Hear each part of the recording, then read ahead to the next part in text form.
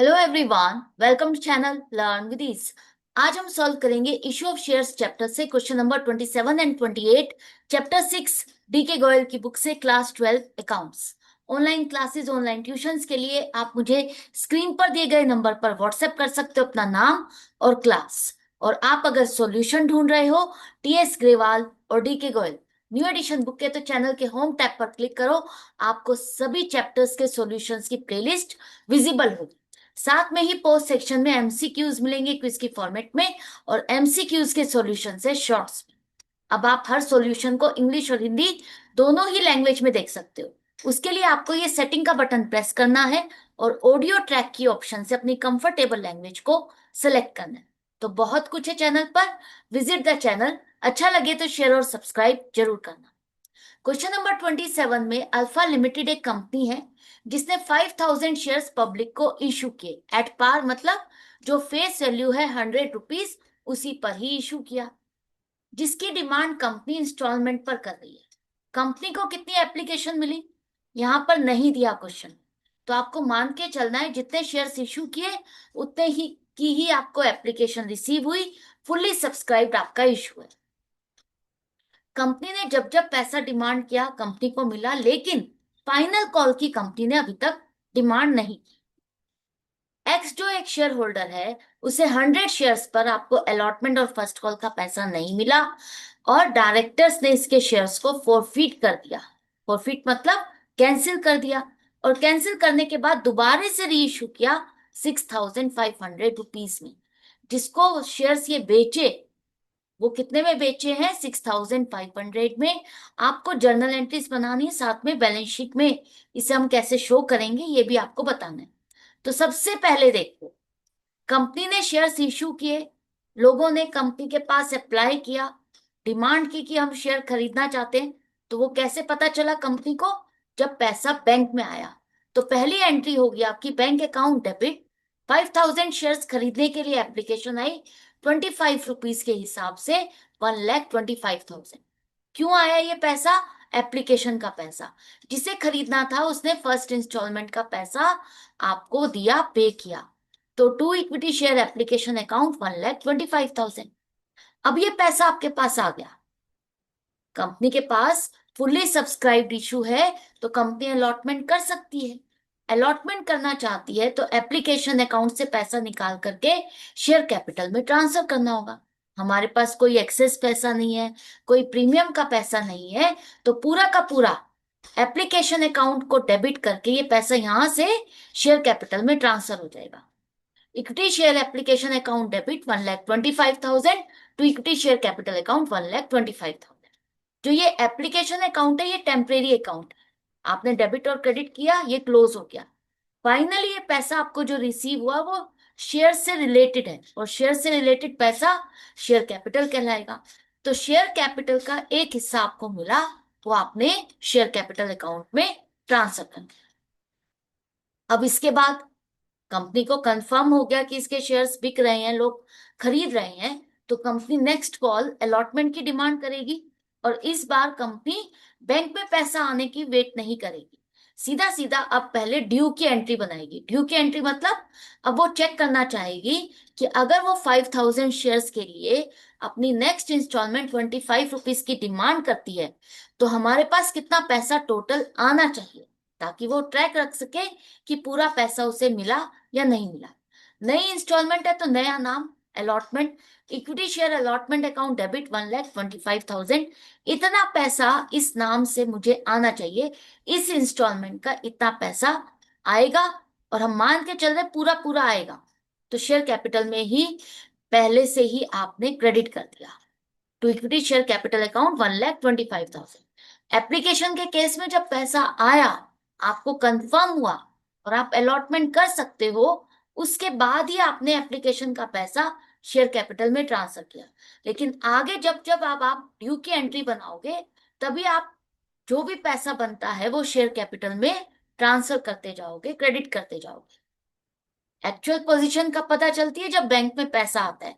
Company ने तो सबको नोटिस भेज दिया, नोटिफिकेशन सेंड कर दी कि आपकी इंस्टॉलमेंट ड्यू हो गई है, आपको अलॉटमेंट पर ये पैसा पे करना है। तो लोग क्या करेंगे, शेयर होल्डर्स आपके बैंक में पैसा जमा करना शुरू कर देंगे। अब आपके जब बैंक में पैसा आएगा तो उससे पता चलेगा कि क्या सभी शेयर होल्डर ने पैसा दिया या नहीं दिया। तो यहां पर हमें अलॉटमेंट पर 1,25,000 रुपीज लेने हैं, लेकिन कंपनी कह रही है कि मुझे एक शेयर होल्डर है एक्स, जिसको हमने 100 शेयर्स अलॉट किए थे, उसने इस कॉल पर पैसा नहीं दिया। 100 शेयर्स पर 25 रुपीज आपको नहीं मिले, मतलब 2,500 रुपीज नहीं मिले। बाकी 1,22,500 की हमें पेमेंट मिली। इसका मतलब 5,000 में से 100 शेयर्स पर पैसा नहीं मिला, तो 4,900 शेयर्स पर शेयर होल्डर ने पैसा पे किया। तो टोटल बैंक में पैसा आया 1,22,500। बैंक अकाउंट डेबिट आपका इतनी ही अमाउंट से होगा जितना पैसा आपके पास आया। जो पैसा नहीं मिला, एक्स ने अगर आपको पैसा नहीं दिया, तो उसे आप कहाँ शो करोगे, कॉल सिनेरियर अकाउंट में डेबिट करो कि इतना पैसा हमें इस शेयर होल्डर से इतने शेयर्स पर नहीं मिला। ये अकाउंट क्या है, ये अकाउंट वो अकाउंट है जो कि आपको हेल्प करेगा ट्रैक रखने पर कि अब कौन सी इंस्टॉलमेंट पर हमें कितने शेयर्स पर पैसा नहीं मिला। और जो आपका इक्विटी शेयर अलॉटमेंट अकाउंट था, उसे आप इतनी ही अमाउंट से क्रेडिट कर दो, 1,25,000। इतनी अमाउंट से ही आपने डेबिट किया था, इतने से क्रेडिट हो गया, ये अकाउंट तो क्लोज हो गया। अब आपको शेयर्स पर पैसा नहीं मिला, कितने पर नहीं मिला, उसको ट्रैक रखने के लिए आपने नया अकाउंट खोल लिया, कॉल सिनेरियर अकाउंट। अगर आप कॉल सिनेरियर के बिना एंट्री करना चाहते हो तो क्या होगी एंट्री, बैंक में तो जो पैसा आया वही आप डेबिट करो, बैंक अकाउंट डेबिट 1,22,500। यहां पर कॉल सिनेरियर अकाउंट को आप नहीं खोलोगे। अब आप to equity share allotment account को जितना पैसा आया उतने से ही क्रेडिट करोगे, 1,22,500। अब इस केस में क्या हुआ, इस केस में आपका अलॉटमेंट अकाउंट क्लोज नहीं होगा, जितना डेबिट किया था उतना क्रेडिट नहीं हुआ। यहां पर बैलेंस स्टैंड करेगा 2,500। बैलेंस जो स्टैंड करेगा उससे आपको पता चलेगा कि इस इंस्टॉलमेंट पर हमें पूरा पैसा नहीं मिला। तो दोनों ही तरह से आप एंट्री कर सकते हो, लेकिन जो भी आप फॉलो कर रहे हो, जो भी आप ऑप्शन फॉलो कर रहे हो, उसी के साथ ही पूरे क्वेश्चन को सॉल्व करना है। ये नहीं कि एक बार ही आपने कॉल सिनेरियर के साथ कर दिया, दूसरी बार विदाउट कॉल सिनेरियर किया, नहीं। अलॉटमेंट तक की कहानी हो गई। अब आगे चलेंगे, हम फर्स्ट कॉल की डिमांड करेंगे। फर्स्ट कॉल की डिमांड करने के लिए हमें पहले ड्यू की एंट्री बनानी है। नई इंस्टॉलमेंट, नया नाम हमेशा होगा equity share first call account.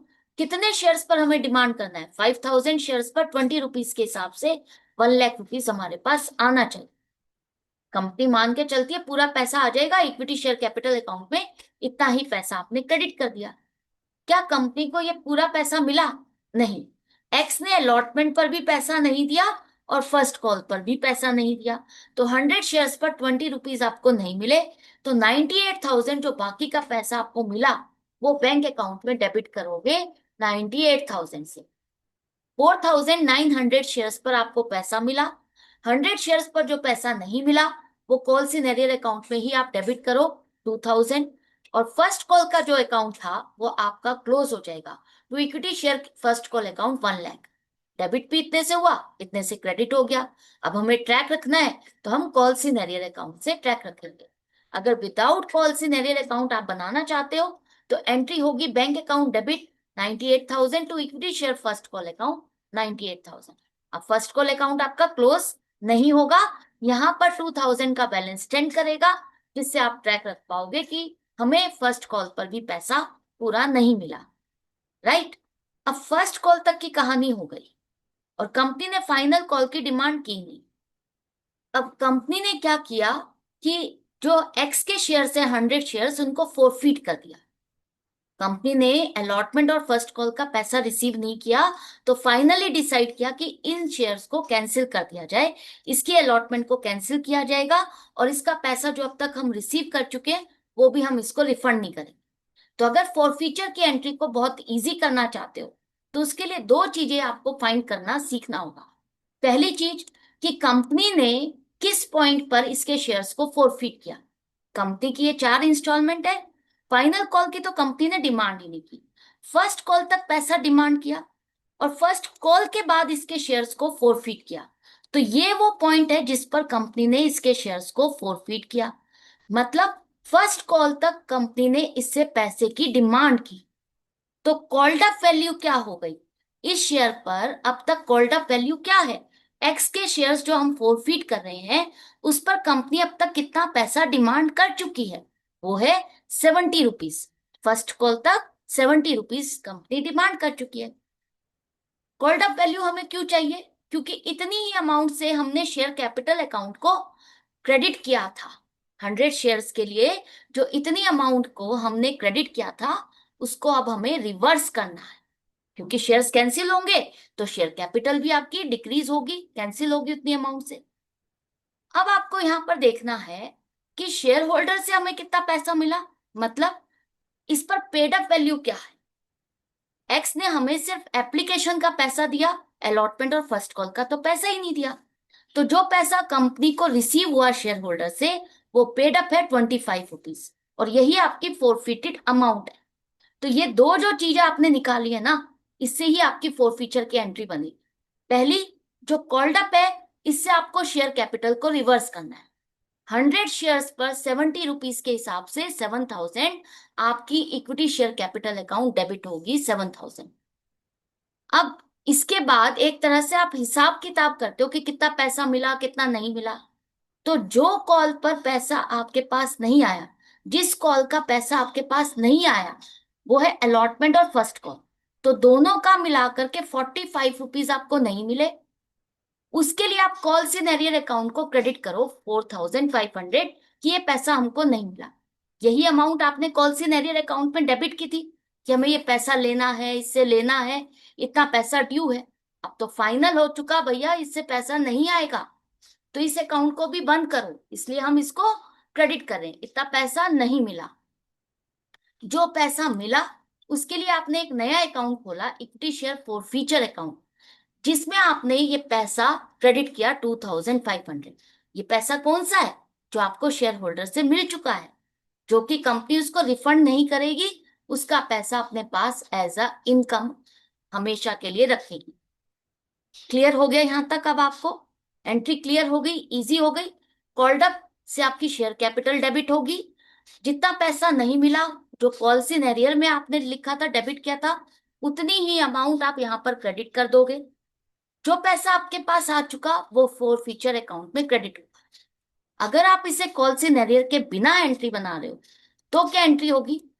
Equity share capital account तो डेबिट होगा 7,000 से ही, लेकिन अब कॉल सिनेरियर की जगह पर जिस जिस कॉल पर आपको पैसा नहीं मिला वो हर कॉल को आपको यहाँ पर दिखाना है। To equity share allotment account 25 rupees आपको नहीं मिले थे, 2,500। To equity share first call account 2,000 rupees, क्योंकि इन दोनों अकाउंट में बैलेंस स्टैंड कर रहा था। अब फाइनली आपको यहां से भी वो बैलेंस क्लियर करना होगा ना, क्योंकि फाइनली अब आपने शेयर्स को कैंसिल कर दिया, पैसा नहीं मिलेगा, तो इनके बैलेंस को स्टैंड करना रॉन्ग हो जाएगा। तो हमें यहां से ये बैलेंस भी हटाने होंगे, इसलिए हम क्रेडिट करें। आपको बस सिंपली ये समझना है जो पैसा नहीं मिला वो अमाउंट आपको यहाँ पर क्रेडिट करनी है। इसके बाद जो पैसा मिला वो आपको इक्विटी शेयर फॉरफीचर अकाउंट में क्रेडिट करना है 2,500। बस ये चीज याद रखो, उसके बाद आपके लिए फॉरफीचर की चाहे कोई भी एंट्री आ जाए बिल्कुल भी मुश्किल नहीं होगी। क्लियर है? अब यहां तक आपकी फॉरफीचर की एंट्री बन गई। इस क्वेश्चन एक्स के शेयर्स को फॉरफीट कर दिया, कैंसिल कर दिया, तो अब फाइनली कितने शेयर्स बचे हैं कंपनी के पास? 5,000 माइनस 100, 4,900। लेकिन कंपनी क्या कर रही है, इन 100 शेयर्स को दोबारा से पब्लिक को ऑफर कर रही है कि जिसे खरीदना है वो शेयर खरीद सकता है। और किसी ने ये शेयर खरीदे भी है 6,500 में। 100 शेयर्स को 6,500 में खरीदा तो हमारे पास बैंक में पैसा आया 6,500। अगर हम बात करें कि एक शेयर उसने कितने में खरीदा, तो वो है 65 रुपीज। तो क्या कंपनी ने अपने एक शेयर जिसकी वैल्यू 100 रुपीज है उसको 65 में बेचा है? इसका मतलब क्या कंपनी को इस शेयर होल्डर से और पैसा नहीं लेना? तो ध्यान से रीड करो और समझो। यहां पर कंपनी ने कितनी वैल्यू का शेयर 65 रुपीज में बेचा नहीं दिया, लेकिन आपको यहां पर ध्यान रखना है कि कंपनी अब तक कितना पैसा डिमांड कर चुकी है सभी शेयर होल्डर से, फर्स्ट कॉल तक 70 रुपीज। इसका मतलब कंपनी ने अपने 70 रुपीज वाले वैल्यू के शेयर को 65 में बेचा है। अब जो आपकी शेयर कैपिटल होगी क्रेडिट, वो 70 रुपीज से होगी 7,000। कंपनी ने अपने 70 रुपीज के शेयर को 65 में बेचा, 5 रुपीज के नुकसान में बेचा। तो 5 रुपीज के नुकसान को कंपनी किससे एडजस्ट करेगी? पहले वाले शेयर होल्डर के पैसे के साथ इसको एडजस्ट करेगी। तो इक्विटी शेयर फॉरफीचर अकाउंट 500 से आप डेबिट कर। फिर से समझो, क्वेश्चन में हमें यह दिया है कि हमने दोबारा से शेयर्स को री इश्यू किया और 6,500 रुपीज हमें रिसीव हुए। 65 रुपीज में हमने एक शेयर को बेचा, लेकिन कितनी वैल्यू के शेयर को बेचा नहीं दिया। तो आपको मानना है, लेके चलना है कि कंपनी ने अब तक जितने रुपए बाकी शेयर होल्डर से डिमांड किए, उतनी ही वैल्यू का शेयर इस नए शेयर होल्डर को भी बेचा। 70 रुपीज के वैल्यू का शेयर इस नए शेयर होल्डर को 65 रुपीज में मिला, तो इसके लिए तो फायदा हो गया 5 रुपीज। 5 रुपीज सस्ते में इसको शेयर मिला, 70 रुपीज का सामान 65 रुपीज में मिला। लेकिन ये नुकसान कंपनी के लिए हो गया 5 रुपीज का। कंपनी ने अपने 70 रुपीज के सामान को 65 में बेचा। 5 रुपीज का नुकसान कंपनी अपने बुक्स में रिकॉर्ड करेगी। कहाँ रिकॉर्ड करेगी, किसके साथ एडजस्ट करेगी? पहले वाले शेयर होल्डर के पैसे के साथ, जो कि हमने शेयर फॉरफीचर अकाउंट में क्रेडिट किया था। उसमें से इतने नुकसान को हम निकालेंगे, डेबिट करेंगे 500 रुपीज। अब यहां पर पॉइंट आता है कि क्या कंपनी अपने शेयर 100 रुपीज की वैल्यू का है, 70 रुपीज की वैल्यू का शेयर इसको दे रही है, तो क्या 30 रुपीज इस शेयर होल्डर से डिमांड कर सकती है? बिल्कुल कर सकती है, क्योंकि अभी ये फुल्ली पेड अप शेयर नहीं दिया, हमने 70 रुपीज तक की वैल्यू का शेयर दिया है। आगे 30 रुपीज जैसे बाकी के शेयर होल्डर से डिमांड किए जाएंगे, ऐसे ही इस शेयर होल्डर से भी डिमांड किए जाएंगे। अगर लिखा होता कि फुल्ली पेड अप दे रहे हैं, तो कंपनी नहीं डिमांड कर सकती। यहां पर नहीं लिखा, इसका मतलब हमने अपने 70 रुपीज की वैल्यू वाला शेयर दिया है। अभी इस शेयर पर माना जाएगा, इन 100 शेयर्स पर माना जाएगा कि सिर्फ 70 रुपीज के हिसाब से पेमेंट रिसीव हुई है, बाकी 30 रुपीज हमें लेने हैं। यहां तक हो गया। शेयर्स को फोरफीट करने के बाद री इशू हो गए, तो आपको जो लास्ट एंट्री जो करनी है वो जरूर से करनी है, वो भूलनी नहीं है। वो कौन सी एंट्री है? कि फोरफीचर में से पैसा निकाल करके कैपिटल रिजर्व में ट्रांसफर करना है। क्योंकि इन 100 शेयर्स की कहानी पूरी हो गई, फाइनल हो गया जो प्रॉफिट या लॉस होना था। मतलब पहले वाले शेयर होल्डर से जो आपके पास हर शेयर पर 25 रुपीज आए थे, री इशू करने पर 5 रुपीज का नुकसान हुआ, तो 20 रुपीज पर शेयर अभी भी आपके पास बचा हुआ है। 100 शेयर्स पर 20 रुपीज, 2,000 का जो प्रॉफिट अभी भी बचा हुआ है, शेयर फॉरफीचर अकाउंट में अभी भी क्रेडिट पे स्टैंड कर रहा है। वो बैलेंस फॉरफीचर अकाउंट से निकाल करके अब आपको कैपिटल रिजर्व अकाउंट में क्रेडिट करना है। Equity share forfeiture account debit 2,000 to capital reserve account 2,000। ये अकाउंट से निकाल करके आपने कैपिटल रिजर्व में ट्रांसफर कर दिया, तो इससे क्या हुआ? फाइनल हो चुका है। इससे क्या पता चल रहा है? कि फाइनल हो चुका है। जो शेयर्स हमने कैंसिल किए थे वो री इशू कर दिए, और जो भी पैसा पहले वाले शेयर होल्डर का बचा था वो फाइनली कंपनी का प्रॉफिट है, जो कि हमारे रिजर्व्स में ट्रांसफर हो गया। यहां तक समझ में आ गया? तो ये एंट्री बहुत इंपॉर्टेंट है। अगर आपने इसको नहीं किया तो मार्क्स डिडक्ट हो जाएंगे, और वो भी ज्यादा वैल्यू वाले अमाउंट आपके डिडक्ट होंगे, क्योंकि ये एंट्री बहुत इंपॉर्टेंट है। इसके बाद आपको बैलेंस शीट बनानी है। बैलेंस शीट के मेन पेज के बाद जो नोट्स टू अकाउंट है, इसमें आप शेयर कैपिटल की सारी डिटेल देते हो। ऑथराइज्ड कैपिटल क्वेश्चन में नहीं दी, तो यहां पर इसको ब्लैंक छोड़ दो। इश्यूड कैपिटल है आपकी 5,000 equity shares of ₹100 etch, 5 lakh. और अलॉटेड शेयर सब्सक्राइब कैपिटल कितनी है? फुल्ली पेड अप में कितने आएंगे, नॉट फुल्ली पेड अप में कितने आएंगे? दो कैटेगरी दिखाते हो ना, तो सोचो यहाँ पर हमें सारे शेयर्स फुल्ली पेड अप में दिखाने हैं या not fully paid up? Company का एक शेयर 100 रुपीज का है, क्या कंपनी ने पूरे 100 रुपीज डिमांड किए? नहीं। अगर कंपनी ने ही पूरे 100 रुपीज डिमांड नहीं किए तो शेयर होल्डर ने भी पे नहीं किए, तो नॉट फुल्ली पेड अप की कैटेगरी में आएंगे आपके सारे के सारे शेयर्स 5000। अब आपने 4900 प्लस 100 शेयर्स री इशू कर दिए तो वापस से कंपनी के शेयर्स 5000 हो गए, जो कि 100 रुपीज की फेस वैल्यू के हैं। और कंपनी की कॉल्ड अप वैल्यू क्या है, 70 रुपीज, जिसको हम यहाँ लिखेंगे 3,50,000। अब जो आप लोग सबसे ज्यादा यहाँ पर कंफ्यूज होते हो वो ये कि 100 शेयर्स पर तो हमें 65 रुपीज ही मिले हैं। बिल्कुल सही बात है, लेकिन आपने वो जो सामान आपने 65 रुपीज में बेचा है, उसको आपने कितनी वैल्यू वाली सामान को बेचा है, 70 रुपीज की वैल्यू वाला सामान 65 में बेचा है। आपके सामान की कॉस्ट 70 रुपीज है, आपने उसे 5 रुपए नुकसान पर बेचा है। वो लॉस आपने अपनी बुक्स में रिकॉर्ड भी किया है। तो वैल्यू जो थी आपके सामान की वो 70 रुपीज के हिसाब से थी। तो आप यहाँ पर वो 100 शेयर्स भी 70 रुपीज कॉल्ड अप में ही डालोगे। तो 5000 equity shares of rupees 100 each called up rupees 3,50,000। इसके बाद रिजर्व एंड सरप्लस में आएगा कैपिटल रिजर्व 2000। बैलेंस शीट में आप कैसे शो करोगे, balance sheet of alpha limited, equity and liabilities, share holders fund, share capital 3,50,000। जो सब्सक्राइब कैपिटल होती है वही यहाँ पर आती है। और रिजर्व एंड सरप्लस में दिखाओ अपना कैपिटल रिजर्व का बैलेंस। ये क्वेश्चन यहाँ पर कंप्लीट हो गया। इसके बाद क्वेश्चन नंबर 28, दिनेश लिमिटेड एक कंपनी जिसने 5000 शेयर्स पब्लिक को इश्यू किए, 100 रुपीज की फेस वैल्यू का एट पार इश्यू किया, मतलब जो फेस वैल्यू है उसी पर इश्यू किया। इंस्टॉलमेंट पर कंपनी ने पैसा डिमांड किया, कंपनी को कितनी एप्लीकेशन मिली, नहीं दिया। तो जितने शेयर्स इशू किए आपको मान के चलना है कि उतनी ही एप्लीकेशन मिली, फुल्ली सब्सक्राइब्ड इशू है।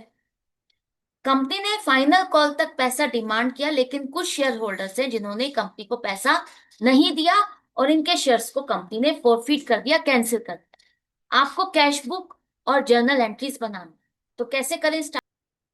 आपको पता है जब भी आपको कैश बुक बनाने के लिए कहा जाता है तो आपको पहली एंट्री जो बैंक की जितनी भी ट्रांजेक्शन है वो सारी की सारी कैश बुक में ही रिकॉर्ड करनी है।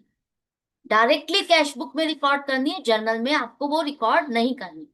ये जो एंट्री है ये सिर्फ आपकी रेफरेंस के लिए, आपके अंडरस्टैंडिंग। तो कंपनी को कितनी एप्लीकेशन मिली, 5000। 25 रुपीज के हिसाब से 1,25,000 हमारे बैंक में जमा हुआ to equity share application account 1,25,000। इसके बाद कंपनी ने एप्लीकेशन का पैसा शेयर कैपिटल में ट्रांसफर किया। इसमें कुछ और नहीं है नया कि कुछ आपको एक्स्ट्रा पैसा मिला हो, प्रीमियम का पैसा मिला हो, बस फेस वैल्यू का पैसा मिला है तो एप्लीकेशन से निकाल करके हम शेयर कैपिटल में ट्रांसफर करेंगे। Equity share application account debit 1,25,000 to equity share capital account 1,25,000। यही करते हो ना जब कंपनी अलॉटमेंट करती है, तो एप्लीकेशन अकाउंट से शेयर कैपिटल में ट्रांसफर कर। अब कंपनी को नेक्स्ट इंस्टॉलमेंट की डिमांड करनी है, तो अलॉटमेंट के लिए ड्यू की एंट्री बनेगी, equity share allotment account debit 1,25,000 to equity share capital account 1,25,000। क्या कंपनी को पूरा पैसा मिला, नहीं। कंपनी को 1,25,000 रुपीज लेने थे, लेकिन जो शेयर होल्डर अनिल है उसने 100 शेयर्स पर पैसा नहीं दिया, तो बाकी का जो पैसा आपको मिला वो आपके बैंक में जमा हुआ। तो बैंक अकाउंट डेबिट 1,22,500। जो पैसा नहीं मिला वो पॉलिसी नरियर अकाउंट में डेबिट कर दो 2,500, और equity share allotment account credit हो गया 1,25,000 से। विदाउट कॉल सिनेरियर अकाउंट अगर आपको एंट्री बनानी है तो क्या होगी, bank account debit 1,22,500 to equity share allotment account 1,22,500। अब जितना पैसा बैंक में आया वो तो आप यहाँ पर डेबिट कर दोगे to equity share allotment account 1,22,500। यहां पर अब आप ध्यान से समझना, जब भी आपको कैश बुक बनाने के लिए कहा जाए और जर्नल एंट्रीज, तो उस केस में ये जो आपकी कंपाउंड एंट्री बनी है, अगर आप कॉल सिनेरियर के साथ कर रहे हो और ये आपकी जो कंपाउंड एंट्री बन रही है, इसमें बैंक में जो पैसा आया वो तो आपने यहाँ पर डेबिट कर दिया, लेकिन जो कॉल सिनेरियर वाला पैसा है वो आपको जर्नल में इस तरह से एंट्री शो करनी होगी। अगर कॉल सिनेरियर के साथ कर रहे हो तो ये एंट्री बनेगी जर्नल में, calls in arrear account debit 2500 to equity share allotment account 2500। अगर विदाउट कॉल सिनेरियर है तो कोई आपको जर्नल में एंट्री करने की जरूरत नहीं है। ये चीज आपको याद रखनी है। अलॉटमेंट तक आपका पूरा हो गया। इसके बाद कंपनी ने फर्स्ट कॉल की डिमांड की, तो ड्यू की एंट्री बनेगी equity share first call account debit 1 lakh to equity share capital account 1 lakh, क्योंकि कंपनी मान के चलती है कि पूरा पैसा मिल जाएगा, जबकि कंपनी को अभी अलॉटमेंट पर पूरा पैसा नहीं मिला। लेकिन फिर भी फर्स्ट कॉल पर जब भी ड्यू की एंट्री बनाएगी तो पूरी पूरी बनाएगी और ये मान के चलेगी कि पूरा पैसा मिल गया, शेयर कैपिटल में क्रेडिट कर रही है। क्या कंपनी को पूरा पैसा मिला? नहीं। यहां पर भी कंपनी को अनिल से 100 शेयर्स पर पैसा नहीं मिला, 2000 बाकी 98,000 रुपीज हमें मिले हैं। तो बैंक में हमारे पैसा आया 98,000 बैंक अकाउंट डेबिट। जो पैसा नहीं मिला वो कॉल्सिन एरियर अकाउंट में डेबिट करो 2000, और पूरा का पूरा amount equity share first call account में क्रेडिट कर दो 1 लाख। अगर आप विदाउट कॉल सिनेरियर करोगे तो क्या एंट्री होगी? Bank account debit 98,000 to equity share first call account 98,000। I hope अब आपको क्लियर है कि कॉल सिनेरियर के साथ करने का क्या लॉजिक है और विदाउट कॉल सिनेरियर करने से क्या लॉजिक है। कॉल सिनेरियल अकाउंट अगर आप बनाते हो तो इसी अकाउंट से आप ट्रैक रख पाओगे कि कौन सी कॉल पर कितने शेयर्स पर पैसा नहीं मिला। अगर आप कॉल सिनेरियल अकाउंट नहीं बनाते तो जिस कॉल का अकाउंट क्लोज नहीं हो रहा, जैसे फर्स्ट कॉल का अकाउंट यहाँ पर क्लोज नहीं होगा, यहाँ पर डेबिट और क्रेडिट में बैलेंस स्टैंड कर जाएगा, 2000 का क्लोज नहीं होगा, तो यहां से आप ट्रैक रख पाओगे कि आपको यहाँ पर 100 शेयर्स पर पैसा नहीं मिला। तो जो भी आपको स्ट्रेटेजी लेनी है, जो भी आपको ऑप्शन लेनी है, आप ऑप्ट कर सकते हो, लेकिन पैसा जितना बैंक में आया उतना ही हम यहाँ पर कैश बुक में शो करेंगे। To equity share first call account 98,000। अगर आप कॉल सिनेरियर के साथ कर रहे हो तो जर्नल में आपको ये एंट्री बनानी होगी, calls in arrear account debit 2000 to equity share first call account 2000।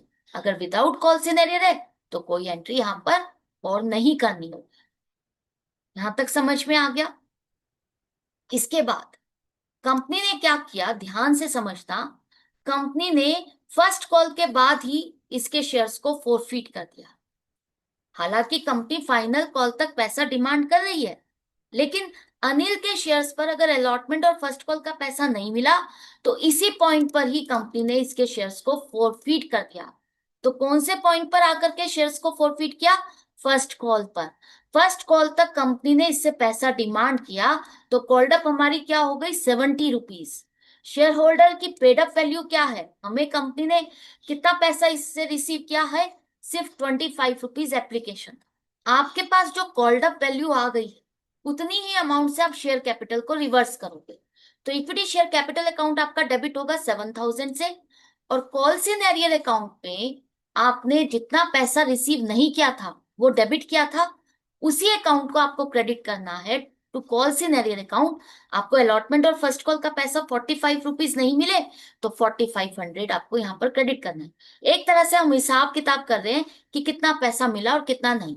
इतना पैसा नहीं मिला, और जो पैसा मिला वो हम उसको रिफंड करेंगे नहीं अब, तो वो हमने एक अलग अकाउंट में पैसा क्रेडिट किया to equity share forfeiture account 2500।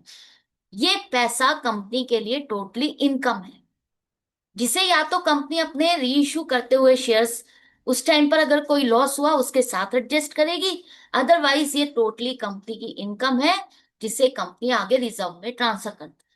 अभी आपने सीखा ही है। इसके बाद अगर आप इसे विदाउट कॉल से नरियल अकाउंट बनाते हो, एंट्री करते हो, तो क्या एंट्री होगी? Equity share capital account debit 7,000। अब जिस जिस कॉल पर आपको पैसा नहीं मिला उस कॉल के अकाउंट को आपको क्रेडिट करना है।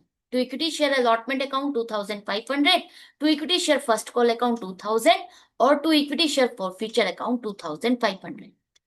क्लियर है? अच्छे से समझ में आ गया? इसके बाद कंपनी ने अगर इन शेयर्स को फोरफीट कर दिया तो अब कंपनी के पास कितने शेयर्स रह गए? 5,000 माइनस 100, 4,900 शेयर्स। कंपनी ने अभी शेयर्स को रीइश्यू नहीं किया है, 4,900 शेयर्स के साथ ही आगे चल रही है। अब कंपनी फाइनल कॉल की डिमांड करेगी, तो फाइनल कॉल की डिमांड जब करेगी तो कितने शेयर्स पर करेगी? 4,900 शेयर्स पर डिमांड करेगी। 100 शेयर्स तो अब कंपनी के कम हो गए, कैंसिल हो गए, तो ड्यू की एंट्री जो बनेगी वो 4,900 शेयर्स के साथ बनेगी। Equity share second and final call account 1,47,000 to share capital account 1,47,000। यहां पर भी कंपनी मान के चलेगी कि पूरा पैसा मिल गया। क्या कंपनी को यहां पर मिला? नहीं, यहां पर भी कंपनी को 200 शेयर्स पर पैसा नहीं मिला। दूसरे शेयर होल्डर सुनील ने 200 शेयर्स पर पैसा नहीं दिया, तो बाकी का पैसा जो हमारे पास आया 1,41,000, ये हमारे बैंक में जमा हुआ। अब हमारे पास 4,700 शेयर्स पर पैसा मिला। Bank account debit 1,41,000। जो पैसा नहीं मिला वो कॉल्स इन एरियर अकाउंट में डेबिट हो जाएगा। 200 multiplied by 30, 6,000 to equity share final call account 1,47,000। अगर without calls in arrear entry होगी तो क्या होगी? Bank account debit 1,41,000 to equity share second and final call account 1,41,000। जो पैसा आपके पास आया वो तो आप कैश बुक में दिखाओ। To equity share second and final call account 1,41,000। और अगर आप कॉल सिनेरियर के साथ एंट्री कर रहे हो तो जर्नल में ये एंट्री करनी जरूरी है। Calls in arrear account debit 6,000 to equity share second and final call account 6,000। अगर आप विदाउट कॉल सिनेरियर कर रहे हो तो कोई और एंट्री जर्नल में नहीं हो। कंपनी ने सुनील के शेयर्स को भी फॉरफीट कर दिया। अगर पैसा कंपनी को इससे नहीं मिला तो इसके शेयर्स को भी कैंसिल कर दिया। अब यहां पर देखो कौन से पॉइंट पर कंपनी ने इसके शेयर्स को फॉरफिट किया, कौन सी कॉल की डिमांड के बाद इसके शेयर्स को फॉरफिट किया। कंपनी ने फाइनल कॉल तक इससे पैसा डिमांड किया, उसके बाद इसके शेयर्स को फॉरफिट किया। हमें कैसे पता चला? यहाँ लिखा है ना कि फाइनल कॉल का इसने पैसा नहीं दिया, तो इसका मतलब फाइनल कॉल तक हमने इससे पैसा डिमांड किया है। फाइनल कॉल तक हमारी कॉल्ड अप वैल्यू क्या हो गई? 100 रुपीज। पूरा पैसा कंपनी डिमांड कर चुकी है, तो इतनी अमाउंट से हमारी शेयर कैपिटल रिवर्स होगी। शेयर होल्डर सुनील ने कितना पैसा पे किया है? शेयर होल्डर सुनील ने फर्स्ट कॉल तक पूरा पैसा पे किया है, 70 रुपीज की पेमेंट की है, फाइनल कॉल की पेमेंट नहीं की। तो 70 रुपीज जो कंपनी के पास आया वो कंपनी इसको रिफंड नहीं करेगी, वो अपने फॉरफीचर अकाउंट में क्रेडिट करेगी। तो एंट्री क्या होगी? अब तो सिंपल हो गई आपके लिए। कॉल्ड अप वैल्यू से आपको शेयर कैपिटल अकाउंट को डेबिट करना है। Equity share capital account debit 20,000। जो पैसा आपको नहीं मिला वो आप कॉल सिनेरियर अकाउंट के साथ एंट्री कर रहे हो तो कॉल सिनेरियर अकाउंट को ही क्रेडिट करोगे। इस शेयर होल्डर ने आपको लास्ट कॉल की पैसे की पेमेंट नहीं की, फाइनल कॉल की पेमेंट नहीं की, तो उसी के लिए आपने 6,000 अमाउंट से कॉल सिनेरियर अकाउंट को डेबिट किया था, वही हम क्रेडिट कर रहे हैं। और जो पैसा मिला वो इक्विटी शेयर फॉरफीचर अकाउंट में आपने क्रेडिट किया 14,000। अगर आप विदाउट कॉल सिनेरियर एंट्री करते हो तो क्या होगी? Equity share capital account debit होगा 20,000। अब जिस कॉल का पैसा आपको नहीं मिला उसी कॉल के अकाउंट को आपको क्रेडिट करना है। To equity share second and final call account 6,000 और to equity share forfeiture account 14,000। Clear हो गया? इजी हो गया। अब ये क्वेश्चन यहाँ पर जर्नल एंट्रीज तो आपकी यहां तक कंप्लीट हो गई। कंपनी ने शेयर्स को फोरफिट किया है, री इश्यू नहीं किया। तो जब री इश्यू नहीं किया तो फोरफीचर अकाउंट से निकाल करके कैपिटल रिजर्व में ट्रांसफर नहीं होंगे। कैपिटल रिजर्व में तब ट्रांसफर होते हैं जब कंपनी फोरफिटेड शेयर्स को री इश्यू कर देती है। री इश्यू के बाद ही जो बैलेंस बचेगा वो आपको कैपिटल रिजर्व में ट्रांसफर करना है। अभी ये सारा का सारा पैसा फोरफीचर अकाउंट में ही स्टैंड करेगा, जिससे हमें ये पता चल रहा है कि हमने 300 शेयर्स अभी री इश्यू नहीं किए। अनिल और सुनील दोनों के शेयर्स को कैंसिल किया। टोटल 300 शेयर्स जो कैंसिल हैं वो हमने री इश्यू नहीं किए। एट प्रेजेंट कंपनी के अलॉटेड शेयर्स कितने हैं? 4,700। अब यहां पर जो आपकी कैश बुक है इसको आप ऐसे ही नहीं छोड़ोगे, इसको आपको क्लोज करना है। तो क्लोजिंग बैलेंस निकालोगे बाय बैलेंस सीडी 4,86,500 एंड में लिखो टोटल। अब जाकर के आपका क्वेश्चन कंप्लीट होगा। आई होप आपको सारे कॉन्सेप्ट्स अच्छे से समझ में आ रहे हैं, क्लियर होते जा रहे हैं। देखो प्रैक्टिस तो आपको करनी पड़ेगी। जितनी प्रैक्टिस करोगे उतना ही आपको कॉन्सेप्ट और अच्छे से समझ में आएगा, क्योंकि अभी भी इसमें बहुत सारे छोटे छोटे पॉइंट्स हैं। तो प्रैक्टिस को कंटिन्यू रखना, कनेक्टेड रहना। वीडियो हेल्पफुल लगे तो लाइक का बटन प्रेस करना और ज्यादा से ज्यादा फ्रेंड्स में शेयर करना। Goodbye and take care.